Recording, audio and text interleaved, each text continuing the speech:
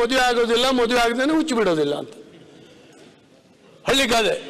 ಹಾಗಾಗಿ ಇವರು English medium ಕೊಡಲಿಲ್ಲ ಅಂತೇಳಿ ಸ್ಟ್ರೆಂತ್ ಆಗೋದಿಲ್ಲ, ಸ್ಟ್ರೆಂತ್ ಆಗಿಲ್ಲ ಅಂತೇಳಿ ಹೇಳಿ ಇವ್ರ ಅಧಿಕಾರಿಗಳು ಇಂಗ್ಲೀಷ್ ಮೀಡಿಯಂ ಕೊಡೋದಿಲ್ಲ. ಹಾಗಾದ್ರೆ ಶಾಲೆ ಉಳಿಸೋದು ಹೆಂಗೆ ನಾವು?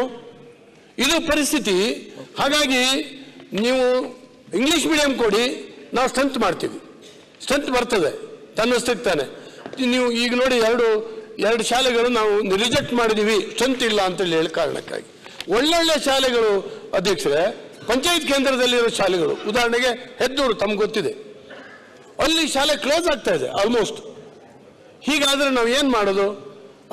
ಹಳ್ಳಿಯ ಬಡವರ ಮಕ್ಕಳಿಗೆ ಆ ಶಾಲೆ ಕ್ಲೋಸ್ ಆದರೆ ಪರಿಸ್ಥಿತಿಗಳೇನು?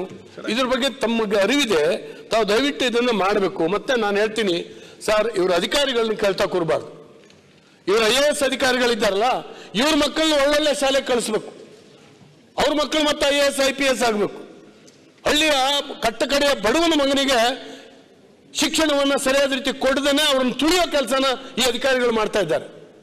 ತಾವು ದಯವಿಟ್ಟು ಇದರ ಹಿನ್ನೆಲೆಯಲ್ಲಿ ಬೇರೆ ಹಿನ್ನೆಲೆಯಲ್ಲಿ ಬಂದಿರತಕ್ಕಂಥವ್ರು ನೀವು ಮಂತ್ರಿಗಳಾಗಿದ್ದಾಗ ಅಧಿಕಾರಿಗಳಿಗೆ ಆರ್ಡರ್ ಮಾಡಿ ಅವ್ರನ್ನ ಮಾಡ್ಬೇಕದನ್ನ. ಈ ಶಾಲೆಗಳು ಮುಚ್ಚಿದ್ದಾಗ ನೋಡ್ಕೊಳ್ಬೇಕು. ದಯವಿಟ್ಟು ಅಧ್ಯಕ್ಷರು ಇದನ್ನ 69 ಕನ್ವರ್ಟ್ ಮಾಡ್ರಿ. ಇದು ಬಹಳ ಇಂಪಾರ್ಟೆಂಟ್ ವಿಷಯ. ಇದ್ರ ಬಗ್ಗೆ ಈಗ ಉತ್ತರ ಬರುವ ಮುಂಚೆ 69 49 ಯಾಕೆ ಮಾತಾಡ್ತೀರಿ?